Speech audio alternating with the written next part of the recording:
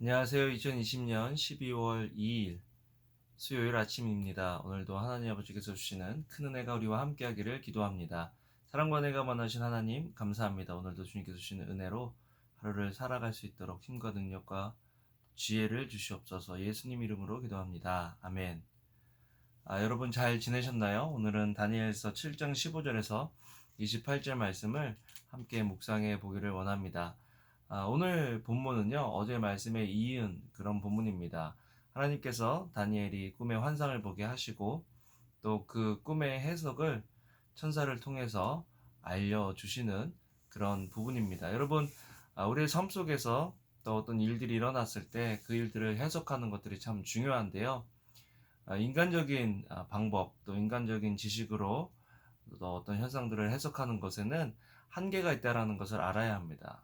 그래서 하나님의 사람들 또 하나님으로부터 그 사건과 일에 대한 해석을 얻는다는 것은 굉장히 큰 특권이요 은혜라는 것을 우리는 다니엘의 삶을 통해서 알 수가 있습니다.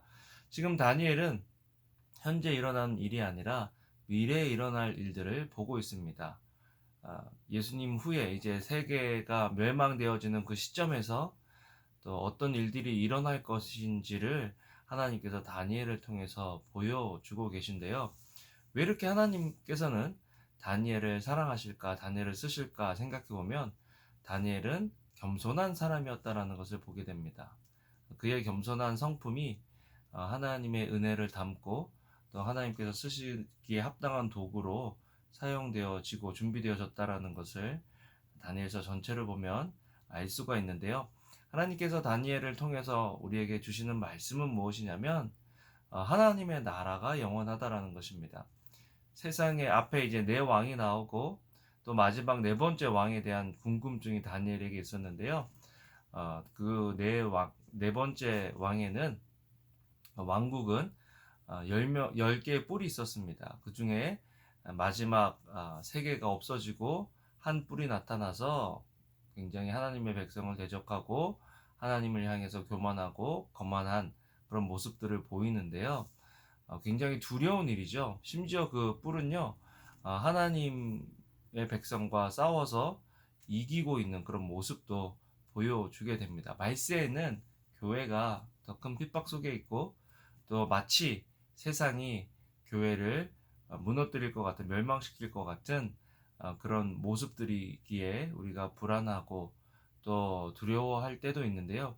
다니엘서를 통해서 하나님께서 우리를 준비시켜 주시는 것은 뭐냐면 하나님이 우리 편이 되어 주신다라는 것입니다. 21절에 보면요. 그러나 옛날부터 항상 살아계신 분이 오셔서 높고 높으신 분의 백성들 편을 들어 심판하셨고 때가 되자 하나님의 백성들에게 그 나라를 되찾아 주셨습니다. 예. 우리가 지키는 것이 아니라 하나님이 지켜주신다라는 것을 우리는 알 때 우리가 비록 바라볼 때는 우리가 불리하고 연약하고 망할 것 같은 그런 상황이라도 하나님이 우리를 지켜줄 것이라는 믿음 안에서 평강하게 인내하며 버틸 수 있게 된다라는 거죠. 또 참 재밌는 것은 뭐냐면요. 하나님의 심판이 시작될 때 아무리 큰 권세를 가진 세상 권력도 힘을 잃게 된다라는 것입니다. 26절에 그러나 심판이 시작되면 그는 힘을 빼앗기고 완전히 멸망할 것이다. 그래 우리는 지역적으로 시기적으로 수세에 몰리고 핍박을 당할 수도 있겠지만 하나님의 심판이 한번 시작되면 아무리 큰 권력을 가진 세상의 권력도 결국에는 단번에 힘을 잃고 완전히 멸망하게 될 것이다 라고 하나님께서는 지금 다니엘서를 통해서 우리에게 말씀하고 계시는 것입니다. 기억해야 될 것은 우리가 누구의 백성이냐라는 것입니다. 우리를 부를 때 하나님의 백성이다라고 부르고 있다라는 것. 우리는 하나님의 백성이다. 또 우리는 높고 높으신 분의 백성이다라는 그것. 또 하나님이 우리 왕이시다라는 것. 세상의 왕들은요. 나라가 내 나라 큰 어떻게 보면 세상에 영향력을 미치는 그런 내 나라가 일어나고 또 마지막 내 나라에 열왕이 일어나고 또 그 열왕 후에 굉장히 어떻게 보면은 무서운 권력을 가진 모든 것들을 파괴하는 굉장한 능력을 가진 왕이 일어나서 우리를 두렵게 할지라도 그 왕들은, 그 나라들은 다 일어났다가 소멸되는 존재들이라는 것. 우리의 하나님은, 우리의 왕 되신 하나님은 영원하신 하나님이시기 때문에 우리는 잠시 잠깐의 고통을 당할 수는 있어도 영원하신 하나님 속에서 안식할 수 있다는 것을 우리는 알아야 합니다. 이 말씀을 받은 다니엘의 상황을 보면요, 다니엘 역시 굉장히 힘들고 어려운 상황 속에 있었습니다. 영향력이 있었지만 다니엘의 삶은요, 나라를 잃었죠, 가족을 잃었죠, 또 외국에서 원하지 않는 삶의 모습으로 살아가고 있었다는 것을 우리는 알 수 있습니다. 다니엘이 예루살렘을 향해서 하루에 3번 창문을 열고 기도했던 이유는 그가 그 본향을 그리워했다라는 것입니다.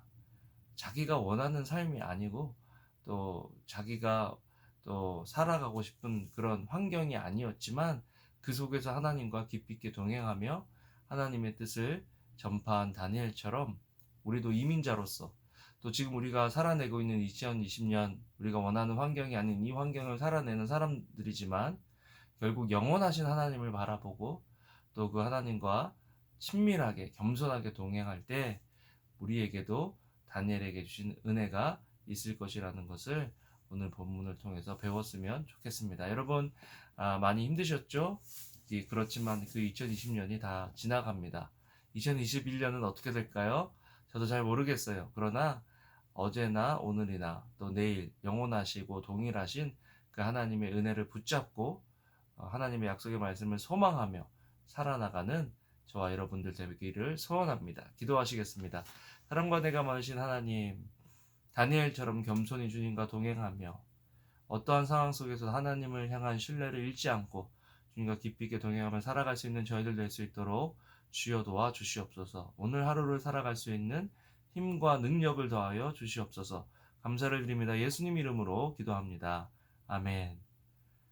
여러분 오늘도 좋은 하루 되시고요. 주님의 이름으로 사랑합니다.